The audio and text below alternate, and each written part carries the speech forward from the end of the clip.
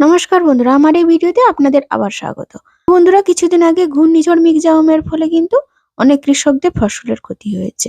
তাই ফসলের ক্ষতিপূরণের টাকা আমাদের মাননীয় মুখ্যমন্ত্রী এবং কৃষিমন্ত্রী আপনাদের দেবেন বলে ঘোষণা করেছিলেন। এবার কিন্তু ওই ক্ষতিপূরণের টাকা আপনারা শীঘ্রই পেতে চলেছেন।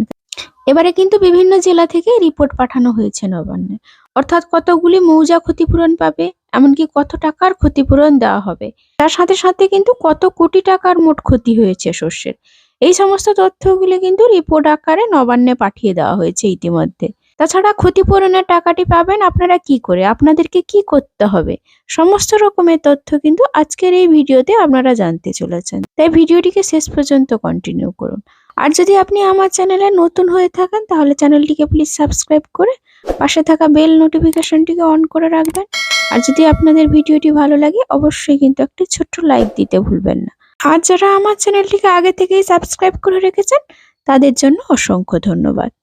তো দেখুন বন্ধুরা, এই সম্পর্কে কিন্তু একটি প্রতিবেদন প্রকাশিত হয়েছে। তো শীতের শুরুতে টানা বৃষ্টি, আর তাতেই কিন্তু বিপাকে পড়েছেন চাষিরা, কারণ বৃষ্টির জেরে শুধু ঝাড়গ্রাম জেলায় ধান ও আলুর ক্ষতির পরিমাণ প্রায় ৭১ কোটি টাকা। তো বন্ধুরা, এক্ষেত্রে বলে রাখি শুধু ঝাড়গ্রাম নয়, পূর্ব মেদিনীপুর, পশ্চিম মেদিনীপুর, বাঁকুড়া, পুরুলিয়া, পূর্ব বর্ধমান, পশ্চিম বর্ধমান, নদিয়া, হুগলি, বিভিন্ন জেলার ব্লকে কিন্তু প্রচুর পরিমাণে এই ফসলের কিন্তু ক্ষতি হয়েছে। বিশেষ করে এই শীতকাল হচ্ছে আলু চাষের সময়, কিন্তু হঠাৎ করে শীতের শুরুতেই বৃষ্টি হয়ে যাওয়ার ফলে আলু চারা কিন্তু ভীষণ পরিমাণে ক্ষতি হয়েছে। এক্ষেত্রে কিন্তু চাষিদের নতুন করে আবার গাছ লাগালে চাষিদের অনেক সময় ব্যয় হবে।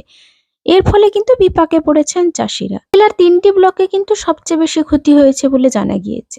এমনই রিপোর্ট কিন্তু নবান্নে পাঠিয়েছেন জেলা প্রশাসকের আধিকারিকরা।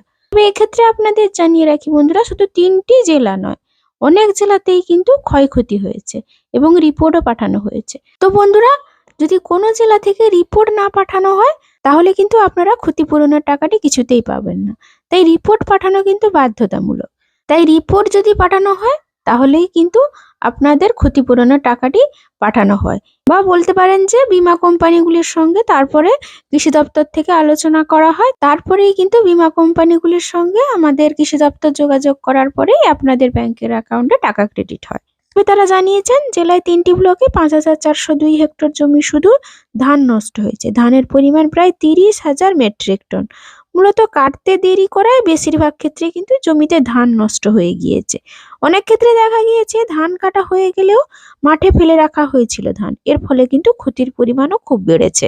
ঝাড়গ্রামের কৃষি অধিকর্তা অজয় শর্মা বলেন, এ মাসের শুরুর দিকে বৃষ্টি হওয়ায় ধান ও আলুর ক্ষতি হয়েছে।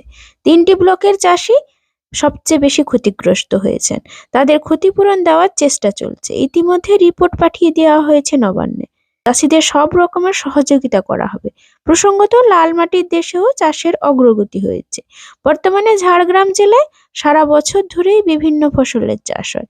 এছাড়া বর্তমানে প্রত্যন্ত এলাকার চাষিরাও কৃষক বন্ধু, ফসল বীমা সহ বিভিন্ন সরকারি প্রকল্পের সুবিধা পাচ্ছেন। তবে বহু এলাকায় জলস্তর নিচে থাকার জন্য চাষের জন্য পর্যাপ্ত পরিমাণে জলের সমস্যা রয়েছে। অক্টোবর মাসের প্রথম সপ্তাহে বৃষ্টি হয়, খরিফ মরশুমে জলের ঘাটতি মিটে যায়।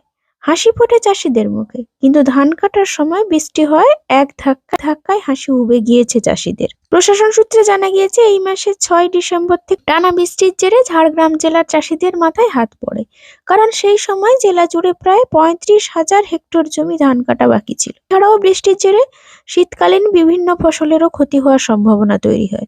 কৃষি দপ্তরের আধিকারিকরা জানাচ্ছেন জেলায় মোট ১,২৮,০০০ হেক্টর জমিতে ধান চাষ হয়েছে। তবে ঝাড়গ্রাম, বিনপুর ১ নম্বর বেলপাহাড়ি ব্লকে ১,৫৫৬টি মৌজায় ধানের ক্ষতি হয়। প্রায় ৫,৪০২ হেক্টর জমি ধান নষ্ট হয়ে গিয়েছে।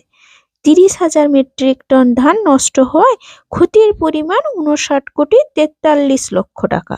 ৩টি ব্লক মিলিয়ে কিন্তু ২২৫টি মৌজায় ১,৮৪৮ হেক্টর জমি আলু নষ্ট হয়েছে।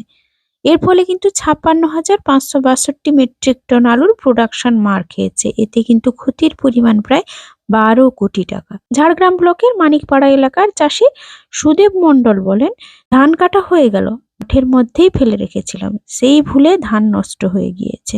কিছু ধান বেঁচে গেলেও ভালো দাম পাওয়া যাচ্ছে না, অনেক ক্ষতি হয়ে গেল। ক্ষতিপূরণের টাকা পাওয়া গেলে সুবিধা হতো। বিনপুর এলাকার চাষি স্বপন মাহাতো বলেন, আলু চাষ শুরুতেই নষ্ট হয়ে গিয়েছে, প্রোডাকশন একেবারে শেষ। আলুর চাষ খুবই লাভজনক, তবে অনেক ক্ষতি হয়ে গেল। আশা করছি বীমা থেকে ক্ষতিপূরণের টাকা পেয়ে যাব। আপনাদের বলি বন্ধুরা, যে ক্ষতিপূরণের টাকা আপনারা কিভাবে পাবেন, আপনাদেরকে কি করতে হবে। এর জন্য অবশ্যই বন্ধুরা 2023-24 সালের যে বাংলা শস্য বীমার ফর্মটি আপনাকে ফিল আপ করে আপনাদের সমবায় সমিতি বা কৃষি দপ্তর অফিসে বা দুয়ারে সরকারে গিয়ে জমা দিন, কেননা এখন সেই ফর্ম জমা নেওয়া হচ্ছে। তাই বন্ধুরা আপনাদের প্রথম কাজ হচ্ছে যে ফসলের আপনাকে বীমা করতে হবে, অর্থাৎ ফর্মটি ফিল আপ করতে হবে আপনাকে এবং আপনাদের জমা করতে হবে। তো আপনাদের বলে রাখি বন্ধুরা, আপনাদের তো ধানের বীমা করতে হবে না, যেহেতু আপনাদের খরিফ শস্যের জন্য ধানের বীমা করা আছে, তাই আপনাদের ধানের বীমাটি করতে হবে না। কিন্তু আলু চাষের ক্ষেত্রে যেহেতু এটি রবি সিজন চলছে, তাই কিন্তু আপনাদের বীমা করতে হবে, অর্থাৎ ফর্মটি ফিল আপ করতে হবে আপনাদের। এই আলুর জন্য কিন্তু আপনাকে বছরে 2 বার ফর্ম ফিল আপ করতে হয়। তো বন্ধুরা আজকের এইটুকু আপডেট দেওয়ার ছিল।